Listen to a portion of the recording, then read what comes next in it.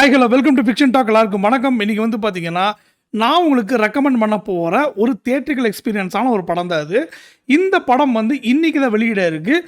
படத்தோட பேர் வந்து பார்த்தீங்கன்னா பிரெடேட்டர் பேட்லேண்ட்ஸ். இயக்குனர் வந்து டான் தாட்சன்பர்க். அப்பா ஒருத்தர் இருக்காரு, தன்னுடைய மகன்கள் வந்து எப்பவுமே ரொம்ப ஸ்ட்ராங்காக இருக்கணும், நம்ம குடும்பத்துக்கு வலு சேர்க்கணும் அப்படின்னு அந்த அப்பா நினைக்கிறாரு. அண்ணன் வந்து பயங்கர ஸ்ட்ராங்கான ஒருத்தன், ஆனால் தம்பி வந்து எப்பவுமே அப்பாவோட பார்வையில் ஒரு வீக்கான ஒரு ஆளாக தான் தெரிகிறாப்புல.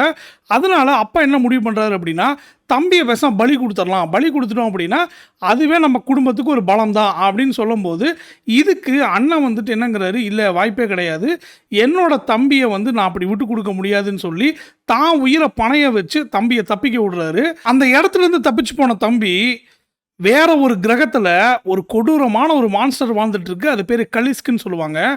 அதை வந்து யாருனாலையுமே எதிர்க்க முடியாது. அதை கொல்றதுக்கு வந்து இவங்க அப்பானாலேயே வந்து முடியல. ஓகேவா? ஸோ இப்போ அந்த தம்பி என்ன பிளான் பண்ணுறான் அப்படின்னா, அந்த மான்ஸ்டரை வந்து கொண்டுட்டு வந்து நம்ம அப்பா முன்னாடி போட்டுட்டு நம்ம அண்ணனுக்காக அப்பாவை ரிவெஞ்ச் எடுக்கணும் அப்படின்னு முடிவு பண்ணி கிளம்புறான். இதுக்கப்புறம் இந்த படத்தில் என்ன நடந்துங்கிறது தான் மொத்த கதையே. பிரெடேட்டர் பேட்லேண்ட்ஸ் படம் தானே பார்த்துட்டு வந்தேன்னு சொன்னேன், நீ எல்லாம் அண்ணன் தம்பிக்கு எதை சொல்லிட்டு இருக்க அப்படின்னு நீங்கள் நினைக்கலாம். நான் உண்மையெல்லாம் சொல்கிறேன், இது ஒரு பிரெடேட்டர் படம் தான்.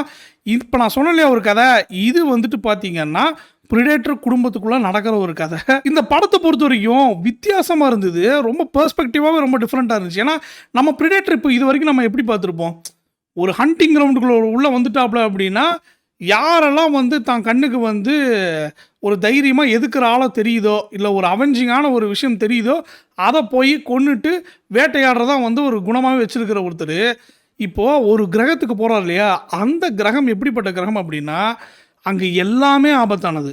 கிட்டத்தட்ட பிரெடேட்டரையே வந்து பிரேவாக மாற்றக்கூடிய ஒரு இடம் தான் அந்த இடம். அந்த மாதிரி இடத்துக்கு வந்துட்டு டெக்குங்கிற அந்த பிரெடேட்டர் போகுது.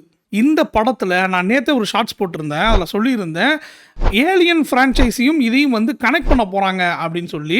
அதுக்கேற்ற மாதிரி வேலண்ட் யுட்டானி கார்பரேஷன் சம்மந்தப்பட்ட ஒரு ஏஐ ரோபோட் வந்து இந்த டெக்குங்கிற பிரெடேட்டர் கூட வந்து ஹெல்ப் பண்ணுற மாதிரியான ஒரு காட்சி வந்து அமைக்கப்பட்டிருக்கு. இது ஒரு நல்ல ஒரு தியேட்ரிக்கல் எக்ஸ்பீரியன்ஸாக தான் எனக்கு இருந்துச்சு. இந்த படம் பார்க்கும்போது ஒரு அட்வென்ச்சர் படம் பார்க்குற மாதிரி இருந்தது. காங்கு அப்புறம் இந்த மாதிரி படங்கள்லாம் இப்படி ஒரு காட்டுக்குள்ளே போயிட்டாங்க அப்படின்னா அங்கே விதவிதமான க்ரீச்சர்ஸ் இருக்கும் இல்லையா, அது மக்கள் ஃபேஸ் பண்ணுவாங்க. ஆனால் பிரெடேட்டர் எப்படி அதை ஃபேஸ் பண்ணுதுங்கிறதா வந்து ரொம்ப அழகாக காமிச்சிருந்தாங்க. இந்த படத்தில் பார்த்தீங்கன்னா எல்லி ஃபேனிங் டியூல் ரோல் பண்ணியிருக்காங்க. ஒரு ரோல் வந்து பார்த்தீங்கன்னா தியா, அது வந்து ஒரு நல்ல ஏஐ.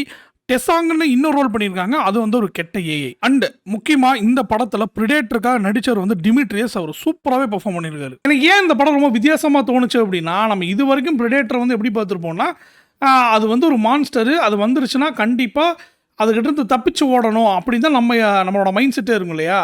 ஆனால் ஃபஸ்ட் டைமு பிரெடேட்டரை நீங்கள் ஹீரோவாக பார்ப்பீங்க. அதுதான் வந்து இந்த கதையில் எனக்கு ரொம்ப பிடிச்சது. இந்த படத்தோட விஎஃப்எக்ஸை பற்றி நான் சொல்லி ஆகணும், அவ்வளோ சூப்பராக இருந்தது. 3Dயும் நல்லா இருந்தது.